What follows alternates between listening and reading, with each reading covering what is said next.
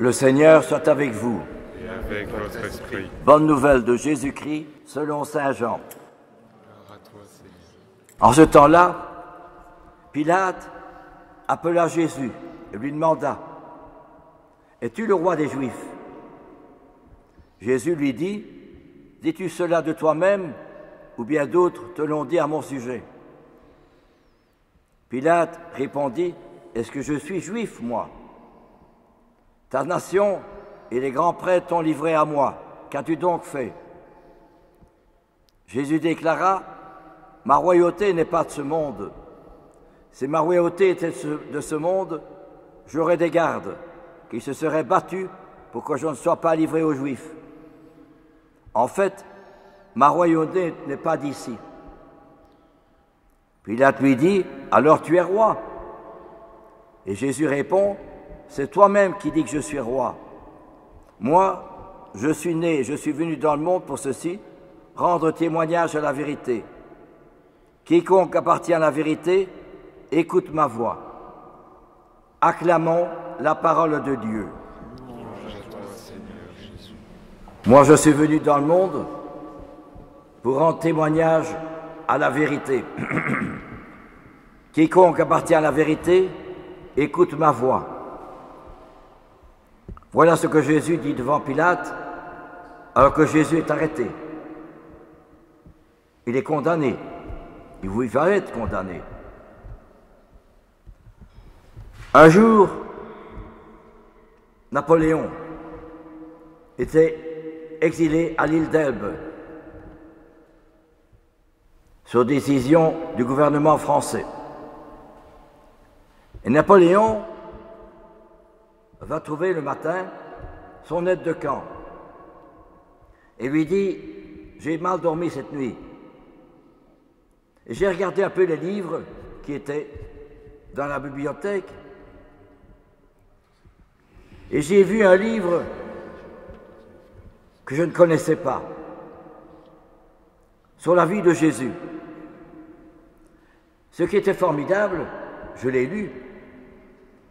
Cet homme Jésus, quand il était arrêté, il n'avait pas des gardes, ni des soldats, ni des sujets pour le défendre, il était tout seul. Ça m'a frappé, dit Napoléon. Alors que nous avons des gardes, nous avons une armée pour nous défendre et pour nous imposer. Mais lui, il est tout seul. Alors Napoléon dit: « Ce qui me frappe,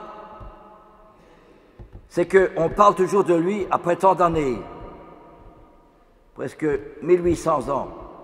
On parle toujours de celui-là, alors qu'il est tout seul, il n'a pas de sujet, il n'est pas roi comme les autres.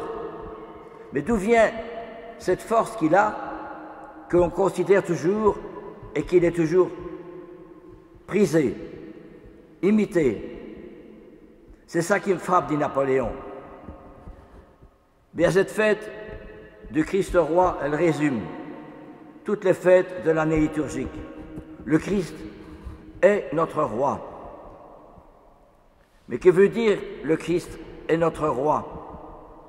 Ce qui est paradoxal, c'est que Jésus, à la fin de sa vie, il est devant Pilate, il est tout seul, et il va être flagellé, couronné d'épines, méprisé, insulté.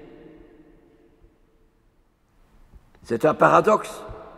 Et nous, ici, nous fêtons quelqu'un qui est rejeté, méprisé, insulté. C'est quand même formidable, hein, si on réfléchit bien. Nous proclamons quelqu'un qui est rejeté, méprisé, insulté, qui va souffrir le bois de la croix qu'on a infligé aux grands délinquants du temps des Romains. Mais c'est formidable quand même. Et c'est lui que nous fêtons aujourd'hui. C'est un paradoxe. Et cependant, la parole de Dieu qu'on a entendue tantôt considère que Jésus est l'agneau de Dieu, qui va venir dans les nuées, qui est dans la gloire. Eh bien justement, frères et sœurs, qu'est-ce que cela veut dire? Ça veut dire que ce Christ, il est rendu présent à la Sainte Messe et à la croix, qui montre que Jésus a souffert pour chacun et chacune d'entre nous. Et Jésus, il est roi pour moi, mais pour chacune d'entre nous. Comment est-ce que je peux vivre la royauté du Christ dans ma vie quotidienne? Cette royauté du Christ, eh bien, il faut que je le voie. L'agonie, la flagellation, le couronnement d'épines, le portement de la croix, le crucifixion et la mort de Jésus. Il faut que je sache, Jésus est passé par là. Et Jésus, quand il est sur la croix, il est tout seul. Où sont tous ceux qu'il a guéris, les lépreux, les aveugles, les boiteux, les handicapés? Personne, sauf sa maman, Marie-Madeleine et Jean, et quelques femmes. C'est tout. C'est l'échec total. Total. Comment peut-on faire en sorte que lui continue? Eh bien, ça, c'est le paradoxe du bon Dieu. Il faut que je le comprenne dans ma vie de tous les jours, ce paradoxe du bon Dieu.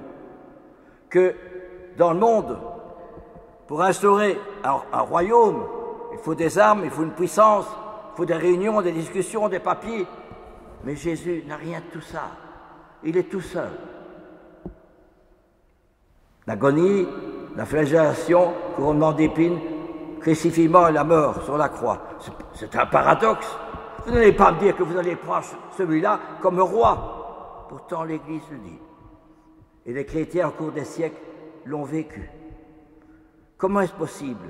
Eh bien, voyez-vous, ce qui est important, c'est de découvrir que Jésus est présent dans ma vie. Nous avons des croix dans nos maisons. Que faisons-nous de nos croix dans nos maisons? Or, je sais qu'aujourd'hui, on abandonne souvent le Christ. On tourne le dos à la croix de Jésus. On cherche le plaisir, l'amusement, les sorties, les vacances, les voitures, aller bien loin. Mais on tourne le dos à la croix du Christ. Et cependant, c'est par sa croix que Jésus a sauvé le monde, que Jésus a rayonné, que Jésus est le roi. Chers acolytes qui êtes ici, vous êtes nombreux. Eh bien, il faut que vous servez la messe avec piété, et je vous en félicite. Mais il faut que chacun d'entre vous puisse entendre l'appel de Jésus qui dit « J'ai soif ». Jésus a soif d'apôtres, Jésus a soif de militants, Jésus a soif de chacun d'entre vous pour que vous soyez un témoin ardent de l'amour du Christ. N'ayez pas peur de l'être, justement. Et Jésus a besoin de disciples. Ne le laissez pas tout seul. Allez vers lui. Jésus pleure sur la croix. Jésus a son sang qui coule. Recueillir son sang qui tombe de ses épines, qui tombe de son visage, qui tombe de ses plaies, de ses mains, de son côté, de ses pieds. Recueillez le sang du calice, le sang du Christ dans le calice de votre cœur, afin que vous puissiez répondre amour pour amour. Et vous pourrez dire comme la petite Thérèse, je ne veux laisser échapper aucune parole, aucune action, profiter de toutes les plus petites choses de ma journée et de les faire par amour. Non plus par amour égoïste, parce qu'il faut bien, parce que ça m'intéresse, parce que j'ai envie, mais uniquement par amour de Jésus. Et chaque action faite par amour de Jésus est une fleur. Chaque instant a un poids d'éternité, une éternité de joie pour le ciel. Voilà, chers amis, si vous servez la messe, soyez dans votre vie, là où vous êtes, dans vos études, avec vos camarades, au travail, dans la rue, dans le bus, dans les grandes surfaces, dans les grandes administrations. Et il y a un cœur de feu de l'amour du Christ. Jésus a soif d'apôtres. Eh bien, voyez-vous, si aujourd'hui, il y a tant de jeunes qui tombent dans la drogue, je parle d'expérience, qui tombent dans la drogue, l'alcool, le suicide, qui en ont marre, qui sont comme des épaves, c'est chacun d'entre nous qui sommes responsables de cela. Comment? Vous me direz, mais ce n'est pas de ma faute. Si, d'une partie, oui. Si je ne regarde pas le Christ en croix, si je ne me laisse pas transformer par le Christ, comme les saints l'ont été. Le Père Kolb était tout seul, mais quel rayonnement n'a-t-il pas eu? Le Père Damien était tout seul, mais quel rayonnement n'a-t-il pas eu? Et ainsi de suite.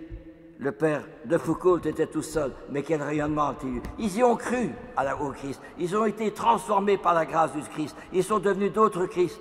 Eh bien, frères, chers amis, chers acolytes, de grâce, après la Sainte Messe, au moment de la communion, dites à Jésus, répondez, je veux répondre amour pour tout ce que tu as vécu. Moi aussi, je veux. J'étais jeune, pas séminariste, mais j'étais jeune. Quand je faisais le chemin du boulevard d'Avroy presque des guillemets, jusqu'au collège Saint-Barthélemy, je méditais l'Évangile et je priais.